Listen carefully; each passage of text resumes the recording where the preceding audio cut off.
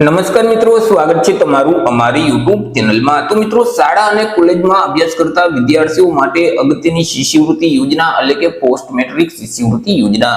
તો વર્ષ 2025-26 માટે પોસ્ટ મેટ્રિક શિષ્યવૃત્તિ યોજના માટે ઓનલાઈન અરજી ફોર્મ શરૂ કરવામાં આવેલા છે। તો વિદ્યાર્થીઓએ કઈ તારીખથી કઈ તારીખ સુધીમાં ઓનલાઈન અરજી કરવાની રહેશે તે તમામ માહિતી આજના વિડીયોમાં મેળવશું। પરંતુ તે પહેલા વિડીયો ગમે તો લાઈક અને શેર કરી દેજો। ચેનલમાં નવા હોય તો ચેનલને સબસ્ક્રાઇબ કરી દેજો। તો ચાલો મિત્રો, વિડિયોની શરૂઆત કરીએ।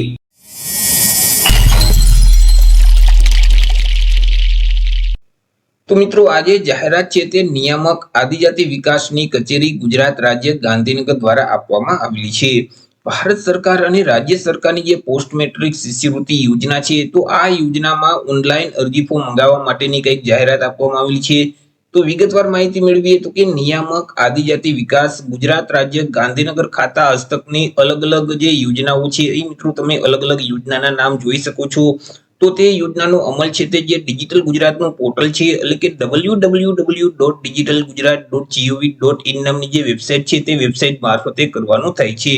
તો જેથી કરી મૂળ ગુજરાત રાજ્યના ધોરણ 11 અને 12માં અભ્યાસ કરતા જે વિદ્યાર્થીઓ છે, ડિપ્લોમામાં અભ્યાસ કરતા વિદ્યાર્થીઓ છે, આઈટીઆઈમાં અભ્યાસ કરતા જે વિદ્યાર્થીઓ છે, સ્નાતક અથવા તો અનુસ્નાતકમાં અભ્યાસ કરતા જે વિદ્યાર્થીઓ છે, પીએચડીમાં અભ્યાસ કરતા વિદ્યાર્થીઓ છે, તો તેમાં મિત્રો સરકાર માન્ય અભ્યાસક્રમોમાં રાજ્ય અથવા તો રાજ્ય બહાર આવેલ જે સરકાર માન્ય ઉચ્ચતર માધ્યમિક શાળાઓ અથવા તો યુનિવર્સિટીઓ અથવા તો કોઈ પણ કોલેજ અથવા તો આઈટીઆઈ અથવા તો કોઈ પણ સંસ્થામાં અભ્યાસ કરતા જે વિદ્યાર્થીઓ છે કે જે વિદ્યાર્થીઓ અનુસૂચિત જનજાતિના વિદ્યાર્થીઓ છે એટલે કે એસટી કેટેગરીના જે વિદ્યાર્થીઓ છે, તો તેમની પાસેથી મિત્રો અહીં શિષ્યવૃત્તિ સહાય યોજના માટે ઓનલાઈન અરજી ફોર્મ મંગાવવામાં આવેલા છે। પરંતુ તે વિદ્યાર્થીઓએ જે મુખ્યમંત્રી યુવા સ્વાવલંબન યોજના છે અથવા તો અન્ય કોઈ પણ શિષ્યવૃત્તિ સહાય યોજનાનો લાભ ન લીધેલ હોય તો તેવા વિદ્યાર્થીઓ આ જે પોસ્ટ મેટ્રિક શિષ્યવૃત્તિ સહાય યોજના છે તેનો લાભ મેળવી શકશે। મિત્રો, અહીં વિદ્યાર્થીઓએ કઈ તારીખથી કઈ તારીખ સુધીમાં ઓનલાઈન અરજી કરવાની રહેશે તો કે ઉપરોક્ત યોજનાઓ અંતર્ગત શૈક્ષણિક વર્ષ 2025-26 માટે જે શાળા, કોલેજ, યુનિવર્સિટી, આઈટીઆઈ કે સંસ્થામાં અભ્યાસ કરતા જે અનુસૂચિત જનજાતિના પાત્રતા ધરાવતા જે વિદ્યાર્થીઓ છે,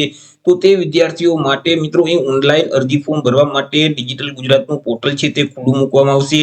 મિત્રો, અહીં વિદ્યાર્થીઓએ 15/7/2025 થી લઈ અને 31/8/2025 ના સમયગાળા દરમિયાન ઓનલાઈન અરજી કરવાની રહેશે। ઓનલાઈન અરજી ફોર્મ જે ડિજિટલ ગુજરાતનું પોર્ટલ છે એટલે કે digitalgujarat.gov.in નામની જે વેબસાઇટ છે તે વેબસાઇટ ઉપર જઈ વિદ્યાર્થીઓએ 31/8/2025 સુધીમાં ઓનલાઈન અરજી કરી દેવાની રહેશે। મિત્રો, ઓનલાઈન અરજી ફોર્મ જાતે કેવી રીતે ભરી શકાય તેના વિશે 15/7/2025 થી જ્યારે પોર્ટલ ઓપન થશે એટલે આપણે એક અલગથી વિડીયો અપલોડ કરી દેશું।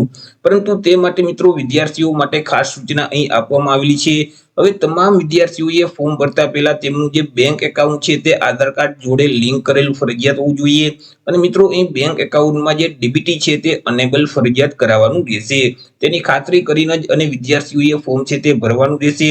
ત્યાર પછી મિત્રો વિદ્યાર્થીઓએ પોતાનો મોબાઈલ નંબર છે તે ફરજિયાત આધાર કાર્ડ જોડે લિંક કરેલ હોવું જોઈએ। તે સિવાય મિત્રો વિદ્યાર્થીઓએ તેમનું જે બેંક એકાઉન્ટ અને મોબાઈલ નંબર છે તે સમગ્ર અભ્યાસક્રમ દરમિયાન બદલાવવાનો રહેશે નહીં। એક જ મોબાઈલ નંબર અને તે જ બેંક એકાઉન્ટ છે તે મિત્રો ચાલુ રાખવાનું રહેશે। બેંક એકાઉન્ટ ઇનએક્ટિવ એટલે કે બંધ ન થાય તેનું ધ્યાન વિદ્યાર્થીઓએ રાખવાનું રહેશે।